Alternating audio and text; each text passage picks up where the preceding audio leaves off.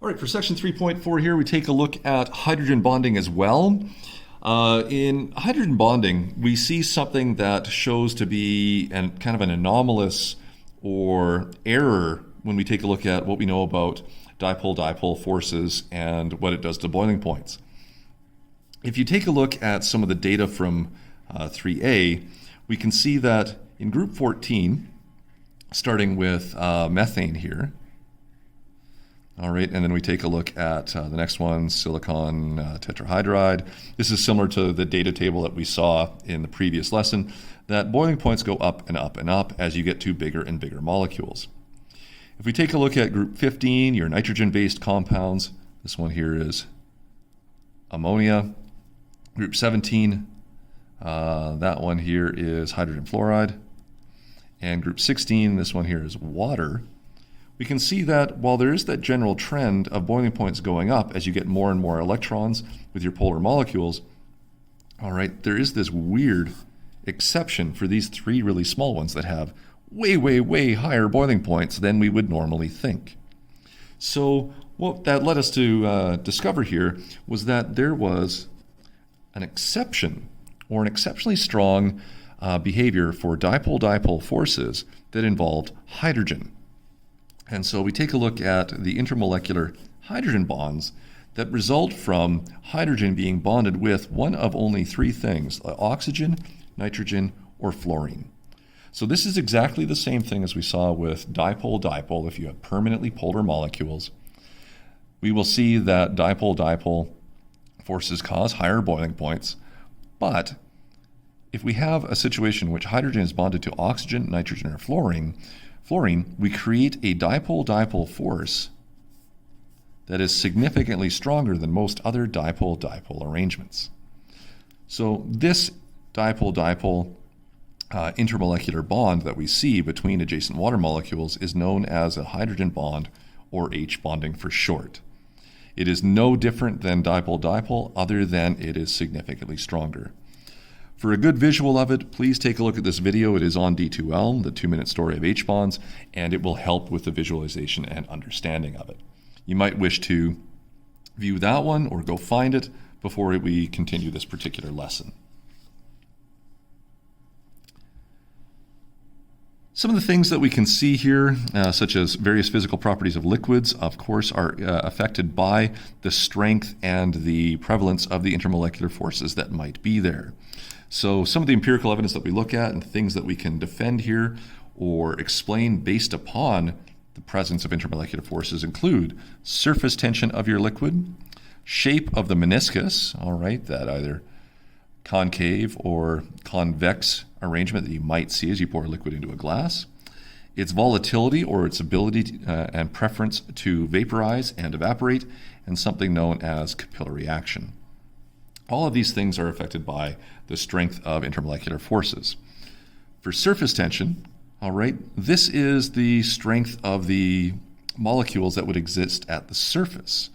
All right, if we take a look at, let's say water molecules here, so we've got some H2O, of course, it's attached to another nearby H2O, and it feels an attraction to another H2O, and you kind of see what I'm doing here. We have this kind of sheet of water molecules going across, all being linked by hydrogen bonds.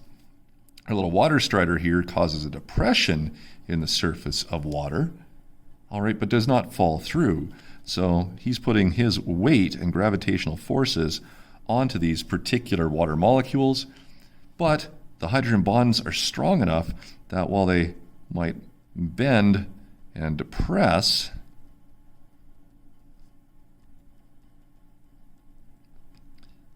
all right, it does not break as that downward force is applied. Okay, now if I try to do this, I'm big and fat, so I would just fall right through because I can exceed the attractive forces between water molecules. But for this one here, all right, when we deal with water strider and its large surface area and so on and so forth, it's able to sit on the surface of water because of the strength of the intermolecular forces. Now, if we took this water strider and put it on something that didn't offer hydrogen bonding, he probably falls through the surface as the intermolecular forces of just dipole-dipole or of just London forces would probably not be strong enough to support this weight. And those intermolecular forces would be overcome and our little bug falls through the surface. All right, meniscus and capillary actions that we see, all right, are caused by the intermolecular forces causing the liquid to be cohesive, stick to itself, and adhesive, stick to surfaces, in order to be able to help water rise or fall within a tube. All right, we saw this in a lot of detail when we got into plants and how plants feed themselves water and other solutions through the xylem and phloem back in Bio-10. All right, and we talked about how you had that transpiration pull and how we were able to pull water molecules from the roots up through the trunk and out through the leaves of the plant. So that's an example of capillary action there. All right, capillary action is enhanced with the more cohesive we have attractions between like molecules. So water molecules feeling strong hydrogen bonds to each other are much more cohesive and have much stronger forces for each other than, let's say, something like methane, which only has London forces. So I can pull a chain of water molecules further than I could pull a chain of methane molecules, just because the water molecules have stronger attractions to one another. And so I could pull them higher up the tube. Adhesion, all right, is the attraction between unlike molecules. And so we saw adhesive forces between water molecules and the sides of the xylem tubes back in Bio-10 that prevented them from falling back down the tube once they were pulled.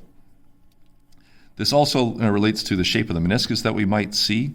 If we have cohesive forces being greater than adhesive forces, then we should see those molecules being pulled towards each other greater than they're being pulled towards the sides of the container, and so we get a convex meniscus. If, however, we have something concave, we see something in which the adhesive forces to the sides are greater than the cohesive forces in between, and we see that our surface sags a little bit. All right, and then finally, volatility. This is just how easily something would evaporate. So we should see things that have low intermolecular forces evaporate much more easily. That's also reinforced by the temperatures that we might see for its boiling point, versus things that have high intermolecular forces and therefore wouldn't evaporate as easily. There are, of course, other things that play into rates of evaporations and so on and so forth, but for one of the things that we can relate to, it is the strength of the intermolecular forces that we have. Nice video to watch that kind of talks about some of this stuff. Here is the crash course on liquids, and we'll have some nice images for you to see as we try and understand this idea. Okay, again, 111 to 118, please make sure that you're doing your readings. You can try a few of these questions to try and get through some of the practice material.